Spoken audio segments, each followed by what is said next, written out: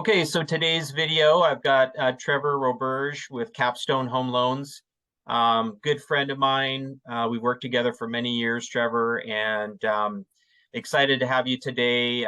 Basically, we're going to be covering the term 2-1 buy down. It seems like that's really become a hot topic in the last 6 months or so.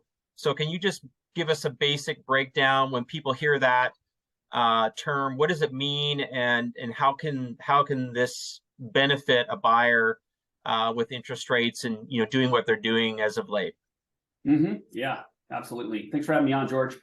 So the 2-1 buy down is a concept that has been around for decades, but it's really started coming back out, in this market when interest rates have increased the way that they have.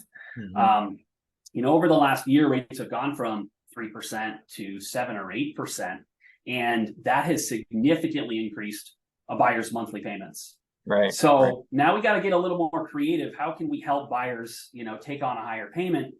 One of these concepts is the buy down option. Now, the buy down, there's multiple different ways that we can structure these buy downs, and the biggest important concept up front is the seller has to cover this fee. So the buyer can't invest extra money to get this buy down added into the loan. It has to specifically come from the seller. Interesting. So it has to be like a credit. We have to negotiate a credit in order for them. Exactly. Okay. Exactly. Yeah, the seller has to cover it.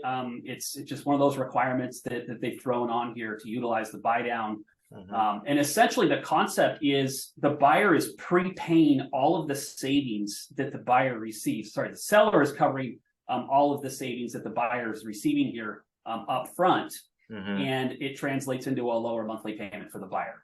Gotcha. And so there are 3 different types of buy downs that we can look at. We can actually look at a 3-2-1 buy down, a 2-1 buy down, and a 1-0 buy down. Okay. So lots of different flexibility with these buy downs, and the concept is the interest rate will be reduced for a short term at the beginning of the mortgage, and then it increases back to the normal interest rate. So for instance, if we're looking at a 2-1 buy down, and the interest rate, the going market interest rate today is 6%. The 2-1 buy down will kick in at the beginning, and it'll drop that interest rate from 6% to 4% for the first year. After that 1 year is completed, the 12 mortgage payments have been made, then that interest rate goes from the normal 6% down to 5% for the second year.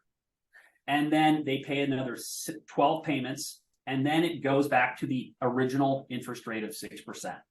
Okay. So the buyer has a conveniently lower payment here for the first year, and then the second year it goes up just a little, and then it goes back up to what the normal monthly payment would be after that second year is completed.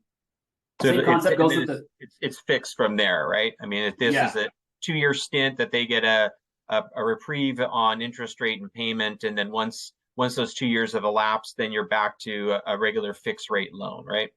Correct. Yeah. And the hope within that 2-year window is that we're going to see interest rates continue reducing in the normal market here, which will present a potential opportunity for a buyer to refinance into a normal fixed low rate. Sure. And not have to worry about that, that interest rate increasing here in that window. Sure. But even if it did, I mean, they would just be going back to a fixed rate. So even if interest rates went the opposite direction, they're not going to be trapped in any way or in a bad position. Yeah. I mean, this truly is a standard 30-year fixed mortgage with that small window. Whether it's a 3-2-1 buy down, 2-1 buy down, or 1-0 buy down, you have that lower interest rate to kind of soften the blow of these higher mortgage payments. Sure. Okay. And so those different numbers that you're just talking about, is that just like different stints of time that they get this lower interest rate? When you say a 3-2-1 buy down, is that 3 years versus 2 years? Okay. Exactly. Yeah. So the 3-2-1 buy down, the first year that interest rate's 3 percentage points lower, and then it goes to 2 percentage points lower the second year, third year 1 percentage point, and then it goes up to the standard interest rate from then on out through the rest of the 30-year mortgage. Gotcha. Okay. And so does do the fees increase then for the 3-1 buy down versus the 2-1 buy down? Is there more? There sounds like there'd be more upfront costs that the seller would have to pay. That's correct. The buyer with that. Yeah. Yeah. And I'll show you the breakdown here, an example shortly. With this type of scenario, the seller is coming in with a large chunk of change. And the strategy behind this market, houses have been sitting on the market longer than they normally do just because of the higher interest rate. Buyers out there looking for properties. And rather than a seller doing a significant price reduction to get more buyers interested, they can consider maybe throwing in a large seller credit to offer a 2-2-1 buy down, 3-2-1 buy down to a buyer, and now the buyer has the ability to take a lower monthly payment.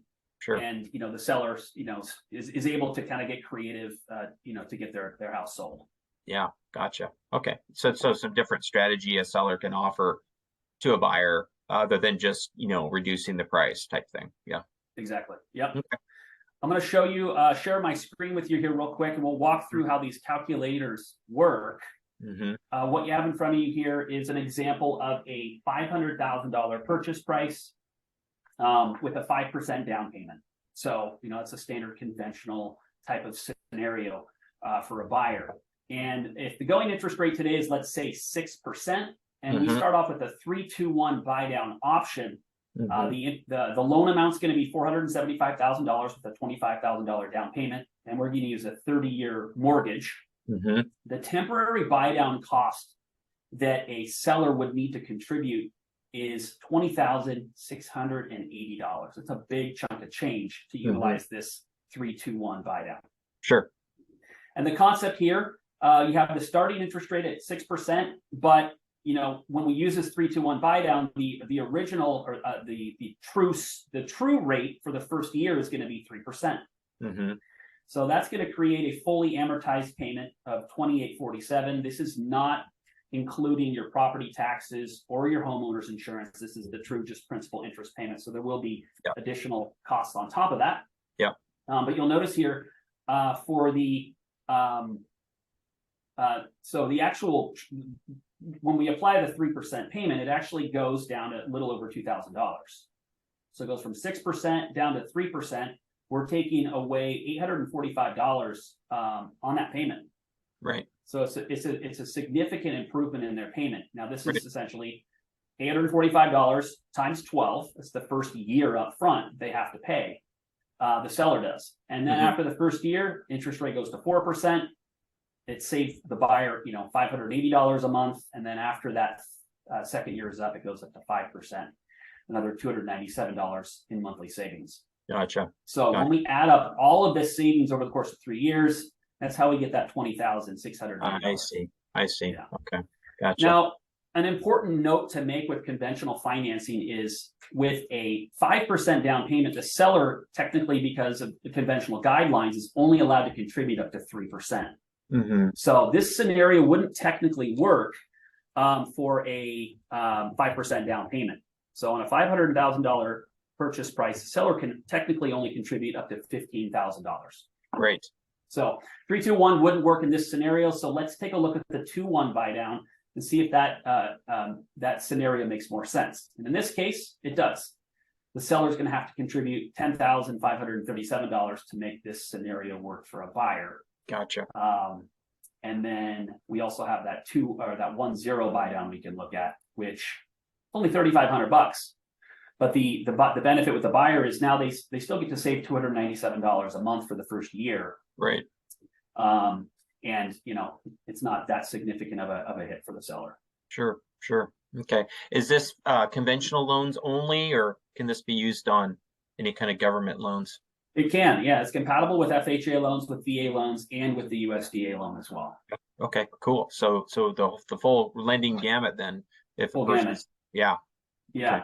Now, an interesting thing about this program, which is a huge benefit to the buyer, if the buyer decides to either sell their home or to refinance their mortgage in that window, there's a lot of money that may not necessarily have been, saved and utilized for the buyer. So they actually get a refund for any of the money that is still left in this escrow account to go back to the buyer.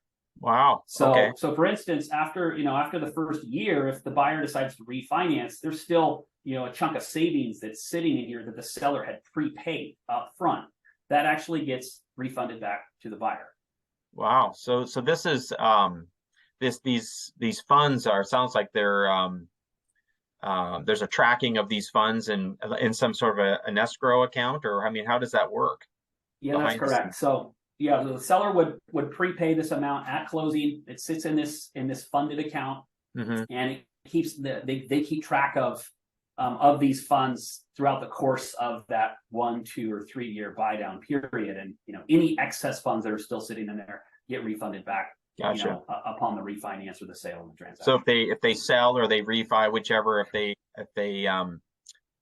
there's this pool of funds that are still sitting there that they would get refunded. Exactly right. Yeah. Awesome. Yeah, it's technically been covered by somebody already. In this case, the seller. So it's got to go back to somebody, and it'll go back to the homeowner. Sure. Excellent. Very cool. Okay, so that's excellent.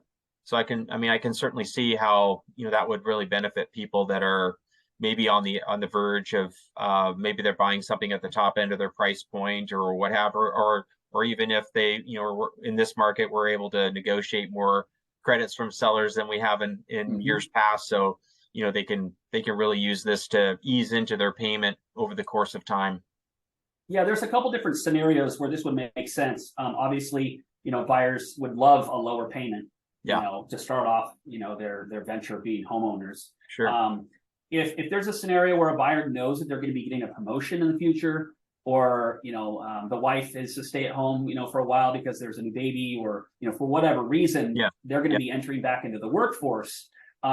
This is peace of mind that, hey, look, this is a low monthly payment for us, and we do have the capability of taking on that higher payment in the future. Ultimately, we would love to refinance and do a lower rate in the future, but if that isn't the case, if it's not in the cards, they have peace of mind knowing that their life changes are gonna help offset when the rates do come up a little. Yeah, excellent. Okay, so if somebody's interested in this going forward, how do they contact you? Yeah, they can reach me. Just Google Trevor Roberge. In Google, you should see me pop up here at the top of the screen. We work for Capstone Home Loans here in Linwood. You can always reach me via email, teamtrevor@capstonehomeloans.com, or give me a call on myself, 425-765-6605. Awesome. Okay, well, thanks a lot for taking a few minutes with us today, and it's just great information for people to have when they're weighing their options, especially with the way interest rates have been here as of late. Yeah, always a great option. I'd be happy to run some scenarios for anybody who's looking to take a look at this, as an option. Ultimately, you come in with the negotiating skills and convincing the sellers that, hey, this is a makes sense to offer this to the buyers. Yeah, absolutely. Okay, well, thanks again, Trevor. Cool. Appreciate it. All right, see ya.